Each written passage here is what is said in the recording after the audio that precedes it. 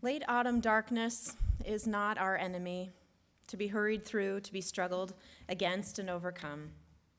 Late autumn darkness is an invitation to enter into the natural cycle, to see ourselves as part of the great process, which is darkness and light and birth and death and darkness again.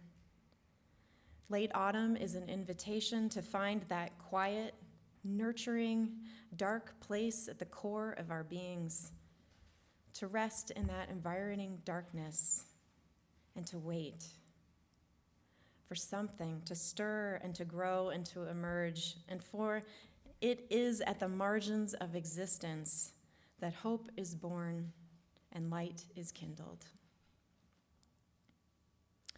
This is a quote from the Reverend David Bumbaugh, a beloved professor who Mark and I had at different times while we studied at Meadville Lombard Theological School. It's an excerpt from a larger reflection that he offered one Wednesday night at our Vespers evening service, and it was beautiful, so I asked for a copy of it. It was also a bit frustrating in early December to be hearing a reflection like this as the quarter is coming to its close and you have papers and finals and all kinds of things to turn in and to do. And as his student, I couldn't imagine it would fly if I came to him in class and said, "Well, David, I've been so preoccupied with seeing myself as the part of the natural process of darkness and birth and life and death and darkness again that I haven't seemed to find time to write that paper that I owe you. I'm waiting for it to emerge at the margins of existence." It's hard to actually heed the wisdom, this obvious wisdom. Don't struggle against the darkness as if it were your enemy. Slow down when the seasons change. Don't rush through. Rest when you're tired. Allow your cycles to cycle. But life has its own demands, and family, school, relationships, work responsibilities, they don't slow down just because the sunset happens earlier. There is some struggling that we have to do just to stay awake against the early darkness. But Reverend Bumbaugh isn't just inviting us to not struggle against the darkness, not just so that we can hibernate. He's saying, he is calling us to do more than rest. He's calling us into thoughtful introspection with the meaning of our lives. I find that wondering about life is a pretty easy and natural thing to do this time of year with the darkness that comes. There's a solitude that I find myself within in this season. Friends are wrapped up in their own family traditions and their errand lists and their shopping lists, and many people have less time to offer one another for fellowship. And I find when I leave work, whether it's 5 p.m. or 9 p.m., the blanket of darkness that envelops me as I walk to my car, it whispers, "Pajamas." And all I want to do is go home, get cozy, and nestle into the blankets. And I don't find this aspect of winter particularly spiritual, this invitation to pajamas. I find it comforting, but after a while, I also find it boring. The invitation that matters is the one behind the lure to go home. It's the invitation into solitude, to be with oneself, to consider our relationship not only with light and birth, but also with death and darkness.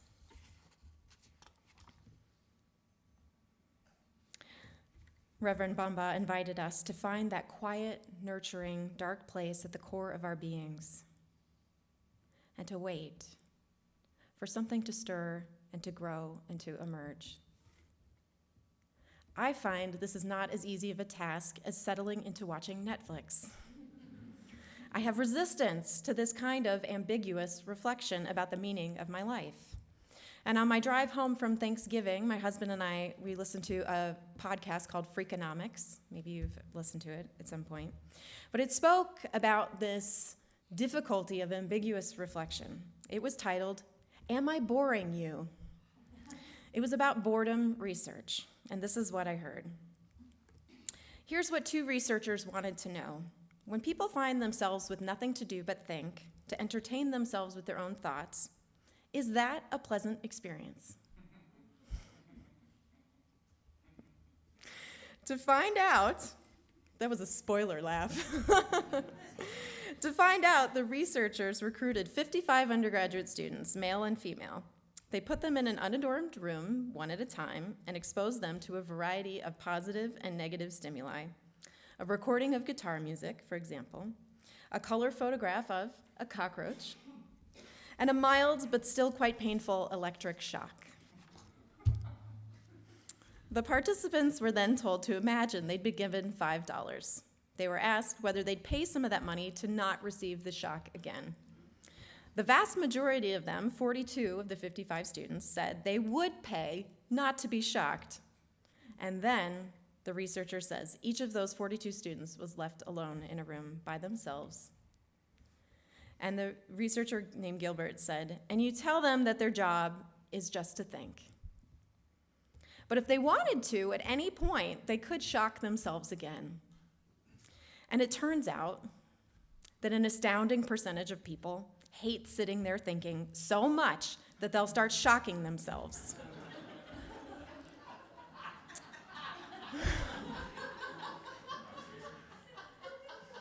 One participant shocked himself 190 times in 15 minutes. That's like more than every 6 seconds.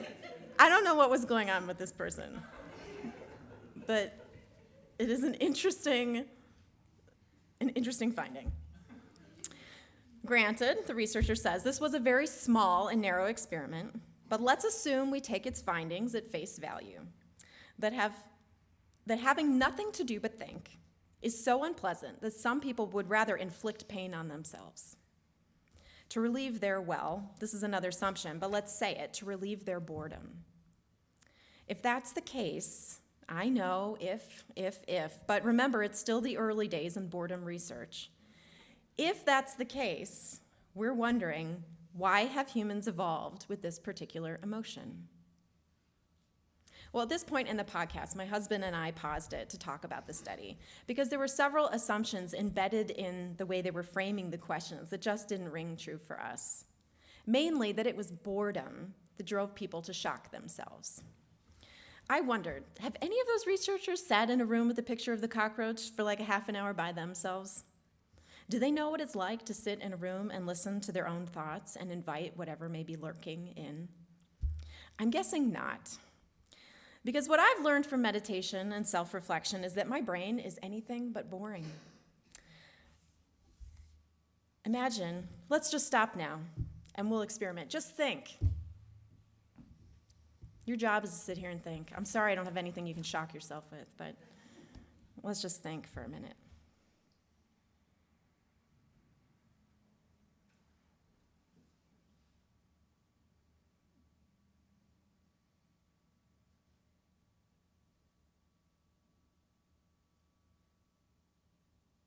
When is she going to stop? Is it painful yet? No? Then you have some skills. Because that was 6 seconds or more, and some people couldn't take it for that long. When I step back and I observe my own endless barrage of thoughts, I can see that my brain is not boring, it's busy. And not all of the thoughts that my brain creates are worth paying attention to. Some exaggerate and overreact. Some minimize, some will justify, some focus too intently on me and my behavior, others will stray and create incredibly complex stories rooted not in reality at all. Some thoughts are cruel, self-judging, self-critical, and meaner than anything anyone in my life would ever say to me. Not all thoughts are worth listening to, and yet there they are.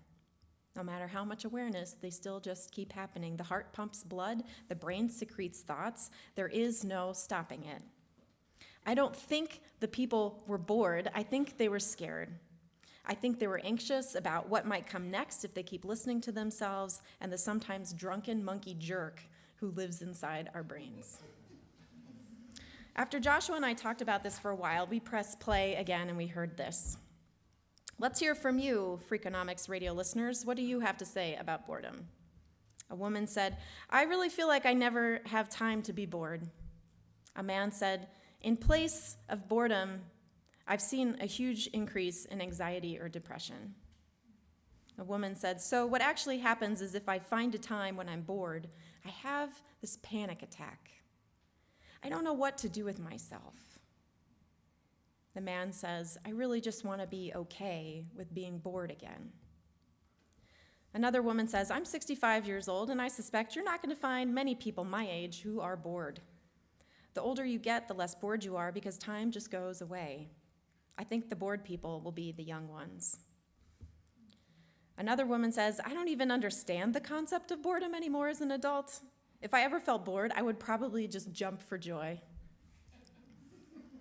Then we hear, "Hi, Freakonomics. My name is Ryan. I'm 28. I live in New York City.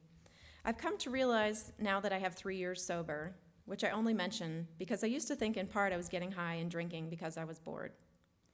But in sobriety, I've come to see, and in part this is just growing up, that boredom is a cover-up word for loneliness. There's no such thing as boredom. There is no such thing as boredom. There is loneliness. There is self-criticism. There is anxiety. There is the constant influx of thoughts, many of which may make us miserable. At its deepest, there is the fear of emptiness. There is the feeling of our existential angst.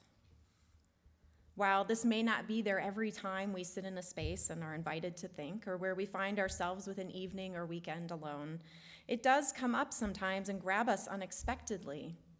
And when it does, it will be wonderful if it were merely boring. But underlying our day-to-day routines and the incredible capacities of our minds is also this particular power of our brains to think and drive us crazy, to hurt us, to get wound up in anxiety, to lose perspective and create narratives that push away the people we care about and undermine our own self-worth. In 1623, Pascal, a French philosopher, said, "All of humanity's problems stem from our inability to sit quietly in a room alone." He said that in 1623. Buddha said that clearly many years, thousands of years prior. But I believe that this statement is true, and it's why I'm a minister. It's why I do my social justice work in a church. I don't think we can create a more just and loving society solely by fixing broken systems and ideologies. We also need healing ourselves. We need the capacity to be able to sit alone in a room in ourselves and not shock ourselves to survive, to face ourselves, to be with the darkness, the birth, the life, the death, and the darkness again that is the natural flow of life. We need tools to be able to live through that cycle. We need acceptance and some measure of compassion towards our thoughts and feelings rather than mere reactivity to them. Fundamentally, I believe that if we could tolerate the reality and the scope of feelings that are part of being human, we wouldn't create so much violence and destruction, so much pain and hurt. But we haven't found a way yet. We have yet to find a way in our social evolution to embrace our humanity and equip one another for living so that we can sit still by ourselves and therein be content. The spiritual path is what has given me these kinds of tools to live with and relax into my own humanity. To be with other people who share the thoughts and feelings that I have, to know that my humanity is not so unique and so accurate or so believable. To have a little bit more detachment towards my own reactions in life. The spiritual path has taught me to learn about the nature of thoughts, to cultivate an observer who can witness them without becoming them, which is at times the only thing that keeps me from falling over the edge into the chasm of fear that is existential angst and meaninglessness. Without such tools, I know I do, and I think we all do, hurtful things to push these feelings and this edge away. All of humanity's problems stem from our inability to sit quietly in a room alone. This idea is fundamental to my theodicy, or my theological understanding of evil. We do not teach one another adequately how to feel our way through the challenges of life. We view some feelings as positive emotions and others are negative. Society views expressing feelings as weakness, as unnecessary, as immature or shameful, as something that women do and are devalued for. Showing feelings in any kind of public way is to be avoided. This is sick. Feelings are not inherently positive or negative. It is our response to them that makes them so. Anger, sadness, shame might be uncomfortable, but they are not negative. They are not a problem to be fixed. They carry their own information about how we are responding to life. And all feelings come and go like clouds across the sky. A feeling only becomes a problem when we hang on to it and we don't let it pass, and we decide that it becomes our way of life. This is not our collective narrative about uncomfortable emotions. Feel it, watch it pass. No, we don't do that. We think we should be happy all of the time. And if we aren't, there's something wrong with us. Some problem to be solved, some book to read to find your way out of this darkness. Well, Francis Weller, professor, psychotherapist, and author, has this to say about our avoidance of going within and descending into our lives and our emotions. The bias against going down arises from our cultural conditioning. Christian mythology teaches that resurrection and ascension are the proper directions for a spiritual life. You rise above, getting better, higher and lighter. But low-lying places of regression, of descent, of lamentation are no less sacred. Poet Rainier Maria Rilke writes, "No matter how deeply I go into myself, my God is dark and like a webbing made of 100 roots that drink in silence." Right now, your heart is beating in utter darkness inside your chest. You were conceived in the dark of your mother's womb. Everything that is happening above ground is because of what's happening below, in the shadows. We have to descend into the dark, yet we are continually trying to climb out of it. Weller continues and says, "I notice a kind of anemia in a certain sort of New Age spirituality. There's not much blood in it. It lacks the black of earth, what the Spanish called duende, the erotic, juicy energy that makes things shimmer." So we have to go into the shadows and bring it back out.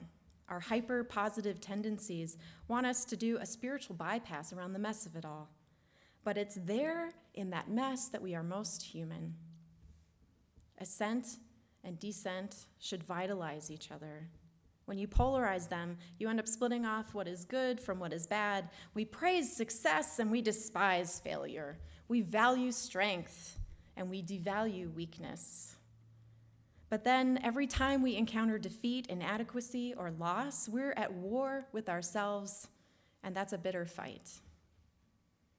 Weller said, "A client apologized to me the other day for going backward in his work with me, as if forward were the only acceptable direction. But the psyche moves every which way. It's our job to follow its lead and be curious about where it is taking us.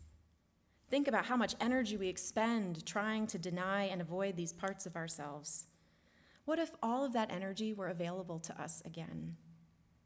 We would laugh more. We'd know more joy. Life is asking us to meet it on its terms, not our own. We try to control every minute detail, but life is too rambunctious, too wild. We simply can't avoid the losses, wounds, and failures that come into our lives. What we can do is bring compassion to what arrives at our door and meet it with kindness and affection. We can become a good host. Or we can shock ourselves and hope that we can zap our discomfort away. Maybe this time it will finally work for all time. I think not. Welcoming in our thoughts and feelings to be met with kindness and affection is countercultural. It is challenging. It is loving. And this is what I need a spiritual community to help me foster. Our society does not broadly do this. Some pockets, sure, but not in the mainstream flow of communal life. Patriarchy teaches us that ascension is the only way, that feelings are for women, and men who express them are weak or damaged or even worse, feminine. As long as we lack skills in holding the complexity of our lives, we will lash out and continue the cycles of violence, abuse, mistrust of each other and ourselves. Why not settle into the darkness?